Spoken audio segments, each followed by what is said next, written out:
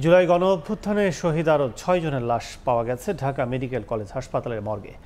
তবে তাদের পরিচয় জানা যায়নি। বিকেলে ঢাকা মেডিকেলের জরুরি বিভাগের ফটকে এক সংবাদ সম্মেলনে বৈষম্য বিরোধী ছাত্র আন্দোলনের বিশেষ সেলের সাধারণ সম্পাদক হাসান ইমাম জানান, সকালে সেলের একটি টিম বিস্তারিত তথ্য সংগ্রহের জন্য শাহবাগ থানায় যায়। ভারপ্রাপ্ত কর্মকর্তা খালিদ মনসুরও তখন ৬টি লাশ হিমঘরে থাকার তথ্য নিশ্চিত করেন। সংবাদ সম্মেলনে বলা হয়, মরদেহগুলোর ময়নাতদন্তে ভুল প্রতিবেদন দেয়া হয়েছে।